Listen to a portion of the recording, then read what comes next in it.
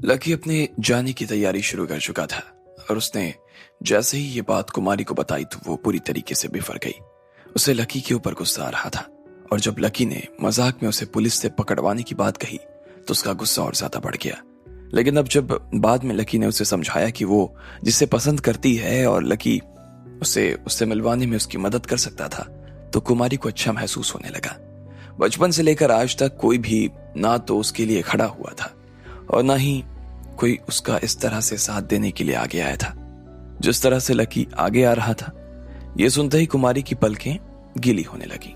उसके मुंह से इस तरह से शब्द सुनकर सच में वो काफी अच्छा महसूस कर रही थी। कुमारी ने अपनी नाक साफ की और उसके आंसू बाहर आने से पहले उसकी आंखों में फिर से अंदर चले गए। चलो बस ज्यादा बात करने की जरूरत नहीं है, चुपचाप खाना खाओ। मैंने तुम्हारे लिए एक डब्बा बनाया हुआ है और वो तुम अपने साथ लेकर चले जाना, कुमारी ने मुस्कुराते हुए कहा और लकी ने भी खाना शुरू कर दिया। अगले दिन लकी सुबह जल्दी उठ गया। उससे एक दिन पहले ही उसने अपने लिए एक सूटकेस खरीदा था और उसने सारे कपड़े सूटकेस में डाल दिए थे। उसने अपना सारा पैसा भी अपने सूटकेस में डाला था और उसके बाद सारा सामान लेकर वो बाहर आ गया। वो अपने कमरे से बाहर निकला और बाहर उसे कुमारी मिल गई। लकी जाने वाला था लेकिन आज वो जल्दी उठ गई थी। उसने लकी के लिए कुछ खाना तैयार किया हुआ था। जब लकी ने उसे खत्म कर लिया तो कुमारी ने लकी के कंधे पर हाथ रखा और बोली, ये लो तुम्हारी सैलरी पूरी है, 1 रुपया नहीं काटा मैंने। कुमारी ने उसकी तरफ हाथ बढ़ाते हुए कहा, अरे नहीं नहीं, इसकी कोई जरूरत नहीं है, तुम इसे रख लो, मेरे पास पैसे हैं। लकी ने कहा। उसकी सूटकेस में अभी 1 करोड़ रुपए पड़े हुए थे और ऐसे में उसे इन 6,000 रुपए की कोई जरूरत नहीं थी।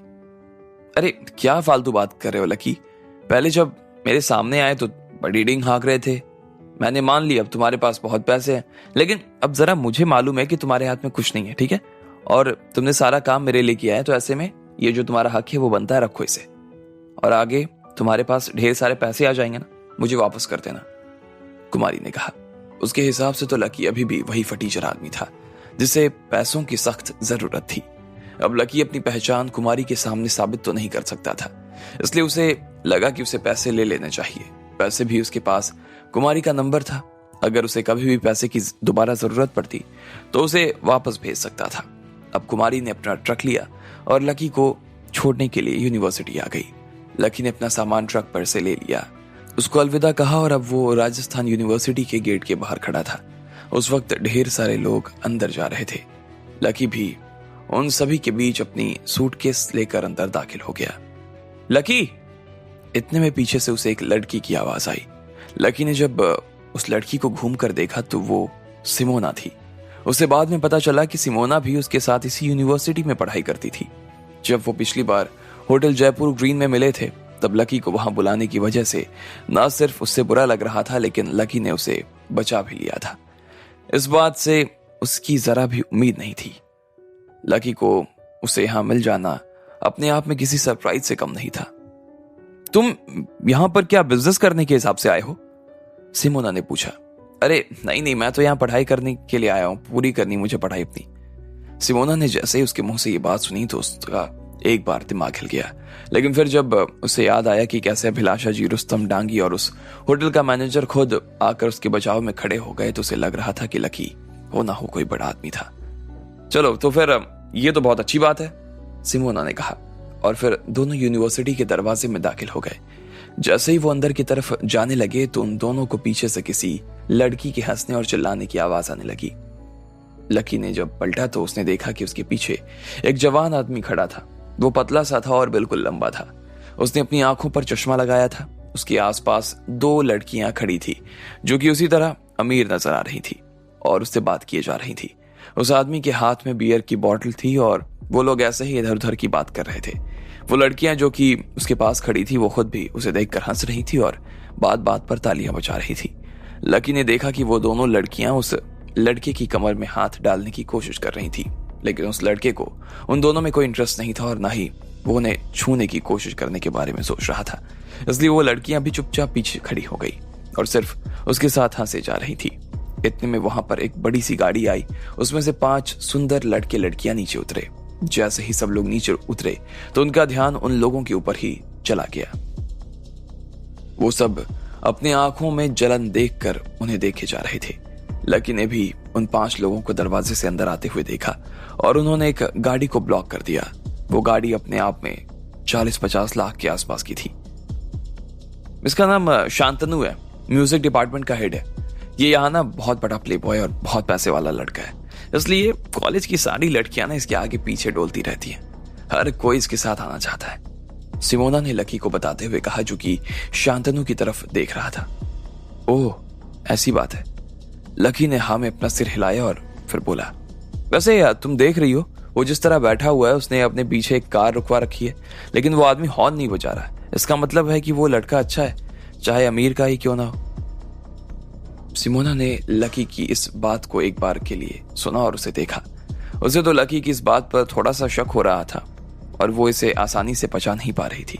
इतने में शांतनु और उसके साथ वालों ने दरवाजे की तरफ चलना शुरू कर दिया और सिमोना ने लकी को एक तरफ खींच लिया। अब वो खुद भी शांतनु के रास्ते में आ रहा था। क्या बात है शांतनु, जब हम तुम्हारे साथ चलते हैं तो ऐसा लगता है कि चल रहे हैं और बाकी लोग अपने आप हमारे रास्ता क्लियर कर रहे हैं। एक बहुत ही सुंदर लड़की ने शांतनु की तरफ देखते हुए कहा, अरे वो तो इसलिए रास्ता बनाते हैं क्योंकि ये तुम जैसी परियों जैसी लड़कियां मेरे साथ चलती हैं। वो देख लेते हैं कि इनके रास्ते में आकर इनका गंदा रास्ता ना हो जाए, इसलिए वो तुम्हें देखकर मेरे लिए जगह बना देते हैं।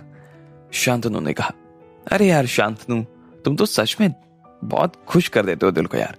तुम इतनी प्यारी बातें करते हो कि मेरा तो तुम्हारे पास से जाने का ना मन ही नहीं करता। उन चारों में से एक लड़की ने हंसते हुए कहा और फिर उसके पास बाकी सारी लड़कियां भी जोर जोर से हंसने लगी। जब शांतनु लकी के पास से निकला तो उसे लकी के होने का पता नहीं चला। वो देख नहीं पाया कि वहां लकी जैसा कोई लड़का भी खड़ा था, जिसकी आंखें चमक रही थी और जो उसकी तरफ देख रहा था। जब उन लोगों ने उस गाड़ी के लिए रास्ता छोड़ा तो इतने में वो गाड़ी आगे आई और उसने अपना शीशा नीचे करते हुए शांतनु से कहा, शांतनु भाई, मैं अभी तो निकल रहा हूं, आपसे बाद में आकर मिलता हूं। शांतनु ने सिर्फ एक बार के लिए उस आदमी को देखा और फिर वो उन लड़कियों के साथ आगे बढ़ने लगा।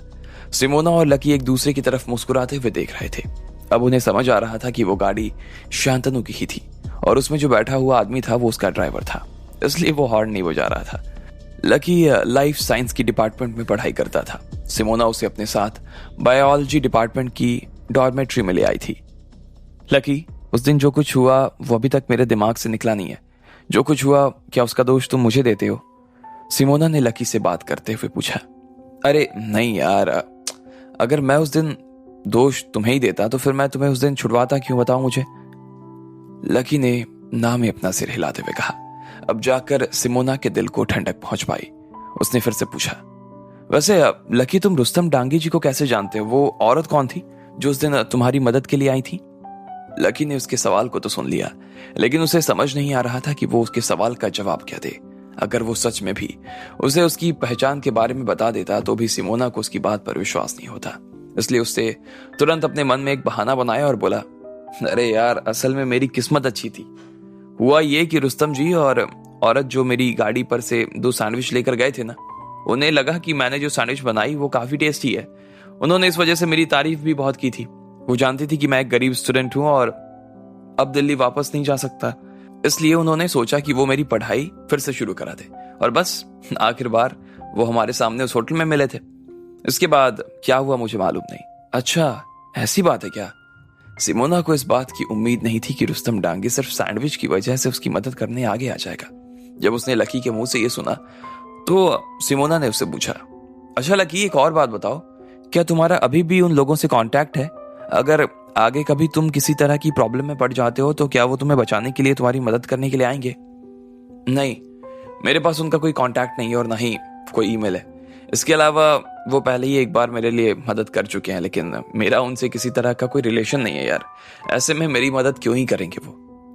लकी ने मुस्कुराते हुए कहा। हाँ, मैं भी यही सोच रही थी, सिमोना ने कहा।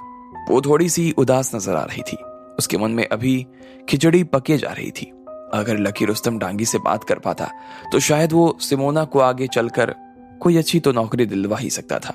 वो इसलिए लकी से ये सब पूछ रही थी, लेकिन अब जब उसका उन लोगों से कोई जुड़ाव ही नहीं था तो इस सवाल के पूछने का ना कोई मतलब नहीं था।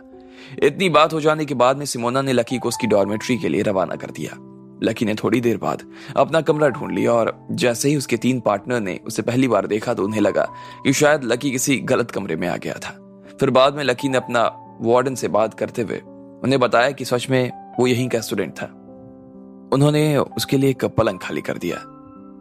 बाकी तीनों को इस बात की दिलचस्पी थी कि आखिर लकी ने अपनी यूनिवर्सिटी शिफ्ट कैसे करवा ली। वो इस बात को मान ही नहीं पा रहे थे।